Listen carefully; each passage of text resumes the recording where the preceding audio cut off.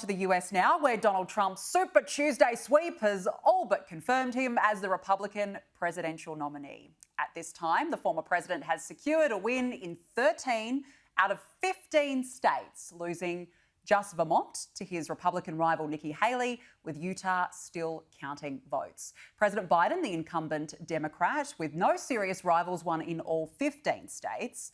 For more, let's bring in co-founder of Based Politics, Brad Palumbo, live from Michigan. Brad, thank you so much for joining us. A big win for Trump. You'd say that this is a huge success for him.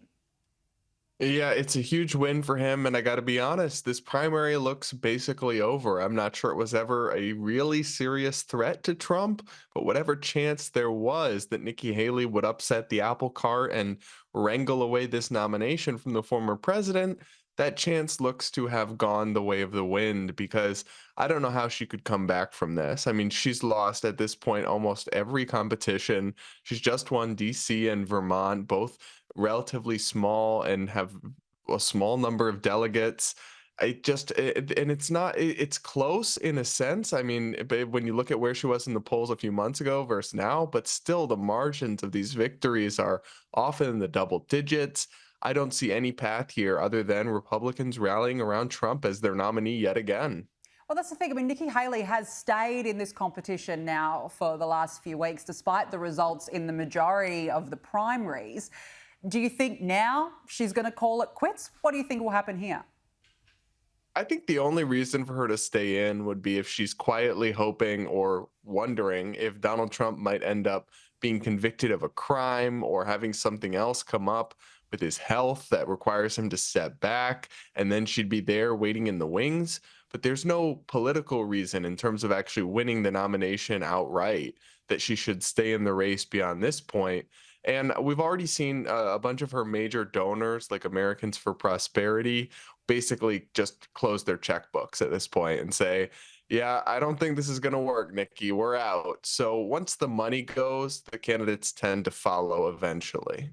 Yeah, they're pretty much wiping their hands now, so there's no doubt that she'll have to pull out. Now, this is interesting because rumours, as we know, have been swirling for months that Michelle Obama may throw her hat in the ring to run for the Democrats, but her office has today finally confirmed that she will not be running. Was this a surprise, do you think? No, political insiders here in the US that are familiar with the way that Michelle Obama thinks and her team have never, it's always been kind of something the media thinks is a great idea. And to be clear, she would be a very strong candidate. But Michelle Obama hates politics and had to kind of be dragged along by Obama, who was very politically ambitious. The idea that she would run for the Democratic nomination has always been kind of wish casting. It's something a lot of people would like to see, but for her part, I mean, it's a complete headache. You're taking on one of the hardest jobs. There's no guarantee you'll win. You're putting yourself in the media scrutiny. You're bringing your family back into the spotlight after already going through it for 8 years. It was always a stretch to think she was really going to try to go for it again. I guess the thing is, there's been so many questions around Biden's cognitive ability, so you can't blame people for speculating. But why do you think so many Democrats are reluctant to go up against Joe Biden now? Well, he has the full backing of the establishment. So anybody who comes in, I mean, they've rallied around him, and it boggles my mind because he's clearly mentally declined. He's clearly just kind of a figurehead at this point for an administration, and he's also, not popular. The fact that Donald Trump has so much baggage, yet he's still beating him in many of the polls.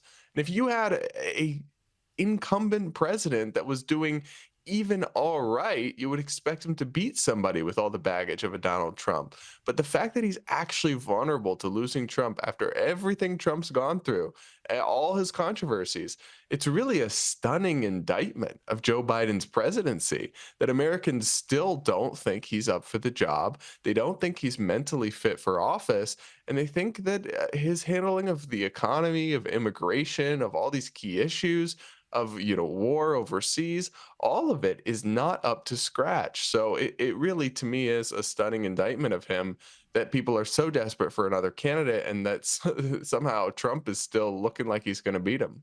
Yeah, that's becoming clearer by the day, that's for sure. Now, Brad, a video of New York Congresswoman Alexandria Ocasio-Cortez has gone viral after she lashed out at left-wing protesters who harassed her and called her to take a stronger position against Israel. This is the video. And you're going to cut this and you're going to clip this so that it's completely out of context. I already said that it was, and y'all are just going to pretend that it wasn't over and over again. It's man. You're not helping these people, and you're not helping them. You refuse to. You're not helping them. She was quite fired up there. But, Brad, look, there's no doubt about it. These protesters, they were quite hostile. They were aggressive. But you've pointed out today the irony in all of this is that AOC herself encourages these kinds of protests. Yeah, absolutely. I mean, I find her tears kind of delicious because just a few years ago, AOC tweeted, the point of protest is to make people uncomfortable. And to be clear, these people didn't harm her. They weren't trespassing. They didn't violate any laws. It's an aggressive form of protest. They were waiting for her outside of a movie theater and kind of hounding her and her fiance. But that is not a crime. And while I don't personally like that kind of protest, I think maybe we should all not do it. She's endorsed it time and time again. And so which is it, AOC? Is the point of protest to make people uncomfortable? Or are you a victim because people yelled at you outside of a movie theater? It really can't be both, at least not if your goal is to make any sense. Exactly, the hypocrisy of it all. Brad Polumbo, great to speak with you. Thank you so much for your time this evening.